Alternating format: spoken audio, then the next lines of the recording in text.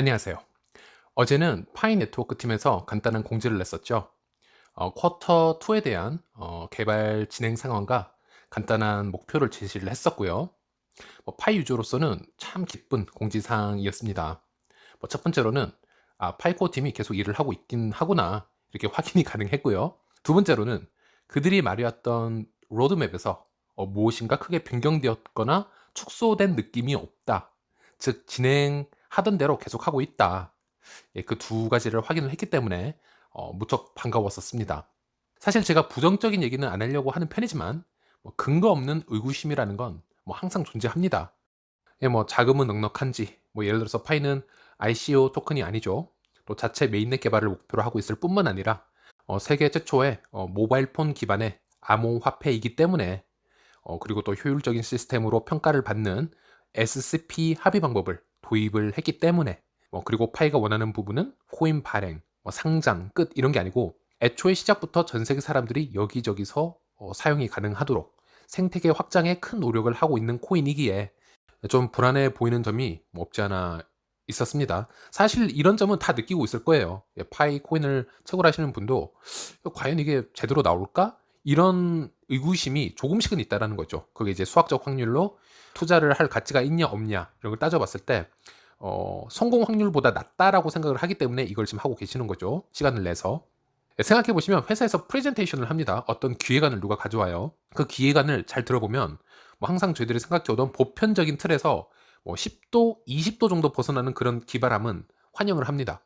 큰 리스크가 없다라고 생각을 할 수 있는데 그거랑은 정반대로 기획안을 꾸며온다. 90도 또는 180도 다른 기획안을 꾸며오면 와 기발하다라고 생각하는 동시에 현실성이 좀 없다. 그게 과연 될까라는 생각이 들 수 있습니다. 그래서 파이 네트워크 팀이 개발을 하다가 언제든 중간에 멈추거나 돈이 떨어지면 더 이상 진행을 못 하잖아요. 투자를 받은 지금 프로젝트가 아니니까 투자를 받은 프로젝트도 보통 다 망합니다. 돈이 떨어지면 개발을 못 하거든요. 그래서 이제 이런 생각은 조금씩은 하고 있었습니다. 물론 유튜브 하기 전까지는 말이죠. 그리고 사실 테스트넷이 공개가 되고 그 생각을 조금씩 저는 긍정적으로 지금 바꾸고 있는 상태고요. 그리고 어제 같은 공지를 저희들이 지속적으로 접하고 있다라는 것, 이게 정말 중요한 것이죠. 어쨌거나 웨스 스펜서도 여기에 대해서 간단한 리뷰를 남겼기에 한번 가져와 보았습니다.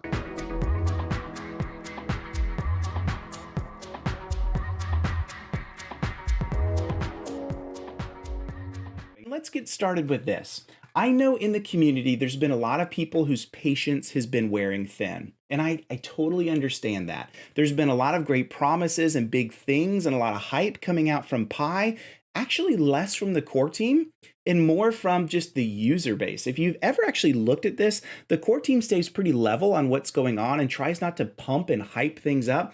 Oftentimes, if you've gotten to this point where you're like, man, this thing is taking way too long and I'm so frustrated by it and these big things that are promised aren't happening, go back and look. Just thought exercise for you. Who was saying all those things? Was it the community or the core team? So I think another thing I wanted to share as well is Pi made the decision to bring the community into the platform from the very beginning. Back when it was just an app and you could use it with referral codes to share that viral nature, but they were a year, actually multiple years away from underlying technology manifesting. They made that decision to build the user base first. And you guys know on this channel, I've always said that's a very interesting approach. Most of the time, what companies will do, especially in crypto, is they're going to build the technology first and go find the market second. Pi is reversing that. They've built the market first and building the technology to keep up. And so that's where the perceived delays come from. And I did want to teach you one term from the startup world that I come from is many companies go in what they call stealth before they release the company. So if you ever hear someone say, yeah, I just started a company, but we're in stealth mode, what they mean by that is we're building the technology. We need a time period in which nobody knows what we're doing. It's all secretive. It's stealthy while we build and get this whole thing going. It might take a month, 6 months, very commonly a year. And Pi didn't really do a lot of that. They went straight into like marketing who they were and what they were building. And there's no right or wrong to that. It's just the difference that the customer perceived view of it, where they're like, since there was no stealth, they're like, where is this? What's taking so long? In reality, a lot of crypto projects, a lot of cybersecurity projects, and a lot of software itself does take years to build and get off the ground. You just don't see it because it's in stealth mode. So I just wanted to share those two kind of perceptions for you to say, look, if your patience is wearing thin, I understand that. No one can change your view on that. But I am just giving you a perspective of why things take a long time. And I actually don't think Pi is really all that far behind from where they should be because of the perceptions of how they wanted to create the company from the beginning. That's just my view on it. 첫 번째로 웨스 스펜서는 저희들이 파이 네트워크에 항상 불만을 표출해 왔었던 그 부분에 대해서 잠시 환기를 시켜줍니다.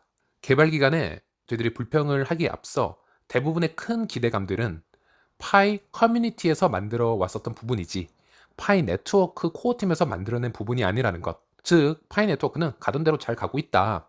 다만 우리들이 스스로 만든 설레발에 스스로 지쳐서 나가 떨어져 버리면 안 된다라는 뜻을 내보이고 있습니다. 예, 맞는 말이죠. 예, 그리고 파이코인을 처음 접하시는 분들에게는 설명이 되게 중요할 수 있습니다. 네, 파이 네트워크는 지금 유저 수가 1700만 이상입니다. 총 다운로드 수가 1700만이 아니고 활성 채굴자 수가 1700만이고요. 앞으로는 더 높아질 것이고요. 그리고 지금 상장도 전에 수많은 사람들이 파이코인으로 TPL 거래를 하고 있습니다. 그만큼 지금 기대치가 높다라는 거예요. 단지 한국에는 이제 활성화가 되지 않은 시스템이기 때문에 존재하지 않은 생태계처럼 느껴질 뿐이지 해외에서는 특히 영어권에서는 활발하게 이루어지고 있습니다. 자, 바로 공지에 대해서 넘어가 보겠습니다. 이번 업데이트된 공지는 엄청 큰 변화에 대해서 얘기를 한 게 아니고 기존에서부터 쭉 얘기해왔던 것들에 대해 어느 정도까지 진척이 되었고 어떻게 나갈 것이다 라고 상기시켜주는 정도라고 보시면 될 것 같은데요. So this all came in from the core team right here. Updates in Q2 plans. So they're just refreshing us on the Q1 plan that they built was all about. They talk about milestones towards decentralization. In other words, the Pi browser came out, the Pi wallets came out. Now we're still in testnet, and I say this over and over, but there's still a lot of confusion in like the comments on my YouTube channel. So I'll just share it again. Keep in mind, where all the Pi and the wallets right now are test Pi. The stuff you're earning that you see at the top of the app that actually I've marked out, you can't see it on mine. That's your actual Pi that you're claiming.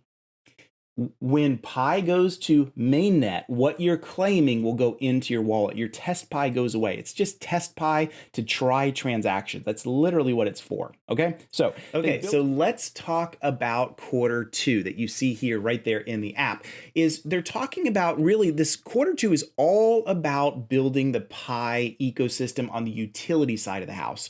So remember, when they say Pi utilities, they're talking about the back end of Pi. They're talking about the undergirdings, what builds it up. So if you want an analogy, think of the utilities as like framing up a building. I'm building a new building, and the house is the nice part that everyone wants to see, the finished work and all the nice rooms. But you got to start with a foundation. You got to start with like the floor joists and then frame the house up. That's what Pi utilities really are from an analogy perspective, is we're building up the undergirdings of the Pi ecosystem so it can be fast, it can be robust, it can have a lot of features that will be used as well later on. And so it's less about like user-facing stuff that's going to make you go, whoa, that's so awesome, and more about the undergirdings that allow for the whoa, that's so awesome stuff. So they give some examples here of what's being built. I'm going to talk about each one, and then I'm going to give you some reactions to them. So first one is integration with testnet. So this is the capability for